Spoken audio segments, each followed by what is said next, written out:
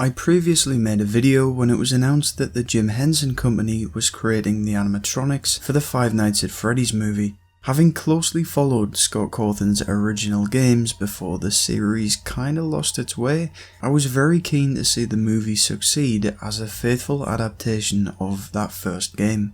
A few days ago we got the first teaser image featuring the animatronics, and my first reaction was that they didn't look real. These are in fact the actual animatronics that the Jim Henson company made. So why is this? It appears the characters have been composited together with added digital lighting and fog effects, but by far the worst aspect are these red glowing eyes. This was made apparent when fans brightened the image, which not only brought out detail and texture that was not originally visible, but lessened the intensity of the red glow, revealing the pupils more prominently.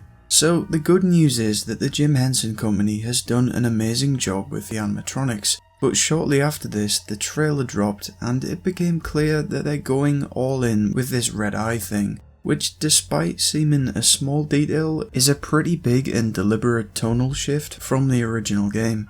Many have dismissed this argument as just fans nitpicking for the sake of it, so today I want to prove how this detail fundamentally changes how the audience perceives these characters.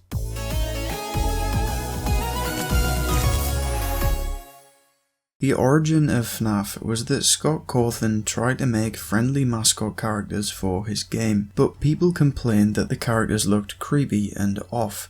Cleverly capitalizing on this, Scott made FNAF, which gave us animatronic mascot characters for children, but when everyone had gone home and the lights were out. The whole reason FNAF was scary is that it wasn't supposed to be. It's like liminal spaces when you see an empty party room that should have music playing and kids running around, but there's just darkness and silence. It's eerie with a nostalgic twang, but your mind's just screaming, this is wrong. And that's what the animatronics are. They're off, not right, the epitome of Uncanny Valley. And of course, the part we as humans focus on the most are the eyes. So when we see these imitation pupils staring either right at you or just beyond you, it sets off alarm bells. It's unnerving. And Scott Cawthon used this to his advantage throughout the original game, leaving the player to work out whether Chica is staring you down or just happens to be looking in that direction. You can never be sure, so then when Bonnie does this, you go into a blind panic. Which brings me on to what are often referred to as the white dots. Sometimes it's so dark that you can't see the standard animatronic eyes, and all that's visible are small white illuminated specks in the eye sockets. It's never really confirmed if this is part of the animatronic's design and they just become visible in low light, or if it's the eyes of the spirit trapped within. Either way, this is very unsettling. The contrasting elements of smaller sized pupils in these cartoonish oversized eye sockets give the animatronics a serious and fixated look, which is completely unnatural but at the same time feels slightly more human. Now going back to the movie trailer, you've not only got the whole eyeballs lit up in red, but Freddy is squinting and frowning. This is an entirely different approach to making the animatronics scary. In the game, you get the impression they're being used as a vessel for the spirit. Everything about them is unnatural in the way they look and move. In the film trailer, Freddy's expressions and mannerisms make him feel like a character. A cartoon bear who's pissed off at this kid. Like, look at Bonnie. I'm almost expecting him to say, "Come here, you little shit," and jump into the ball pit. The expressions give them attitude that was previously ambiguous.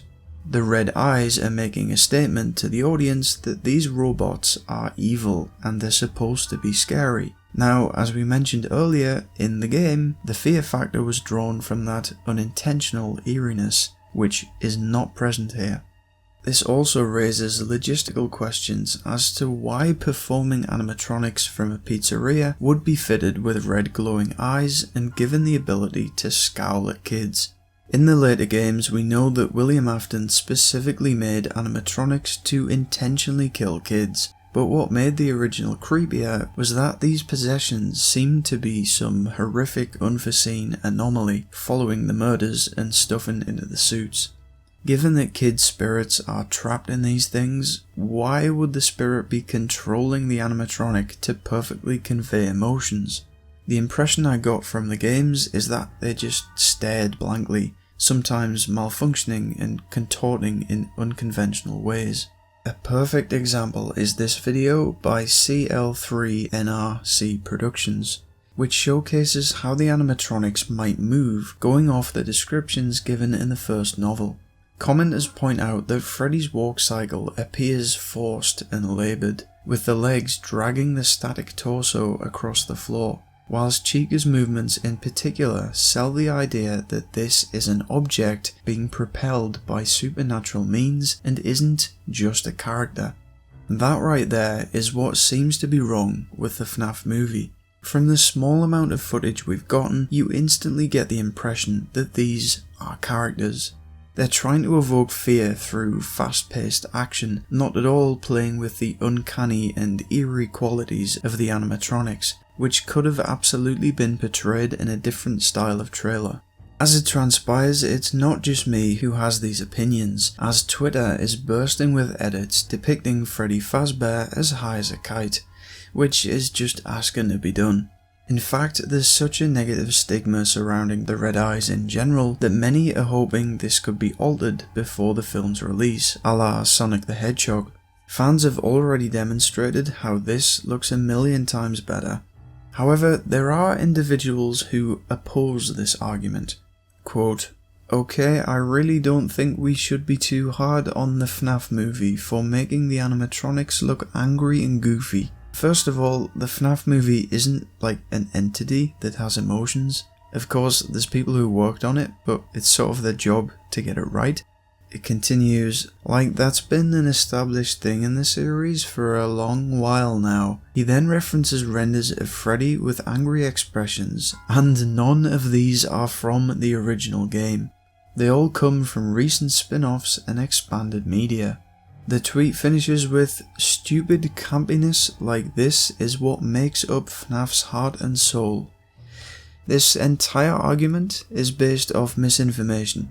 What's became clear is that there's a large portion of the fandom who are younger, let's say, and have become attached not to FNAF as a horror franchise, but to the animatronic characters, as if they were Disney mascots or something. So what they probably want from this film is something akin to those awful SFM animations. Yeah, I have to read this one more. Quote, "Y'all are bitching about the red eyes for the animatronics. Did y'all forget about the FNAF game and FNAF media have some red-eyed designs in some of the animatronics? But that's not the point. Just because they happen to have red eyes in a friggin' AR mobile game, the premise of which is that they appear on your phone camera and get delivered to your door, does not mean that that's the best fit for the movie." He then follows this up by saying he prefers the white pupils too? Then why make the post? These tweets have tens of thousands of likes, which is a little concerning, but thankfully there are some users that seem to actually understand what FNAF is and want the best for the movie. So after all of this, one question sprung to mind. Why would Scott Cawthon, the creator of FNAF, who has been watching over the film's entire production like a hawk, allow this to happen? You'd think if someone working on the film turned to Scott and said, "Oh, we're going to give them red glowing eyes to make them scarier," his first response would be, well, actually what makes them scary is their uncanny appearance, etc, etc, and basically go over the points I've mentioned in this video. I simply cannot imagine him seeing this and going, yeah, that's the best they could possibly look on screen. Which makes me think that, as alluded to earlier, this was a deliberate creative decision and the film's probably going to be rated a 12 as opposed to a 15 R-rated or whatever. It reminds me of a story I heard that in Doctor Who, one of the monsters was deemed so terrifying that they actually had to change the design of the eyes to keep the 12 rating. So bearing that in mind, along with the recent games being increasingly aimed towards children who, from my research today, clearly form an unfortunately large part of the FNAF fandom, I'm going to speculate that the animatronics have been intentionally dulled down to keep this rating, which I honestly think is the worst case scenario in terms of the movie's quality, because they've fundamentally changed what made FNAF scary in the first place. Anyway, there's a chance this could be altered before release. I hope that's the case, because the animatronics themselves look so good thanks to Jim Henson's Creature Shop.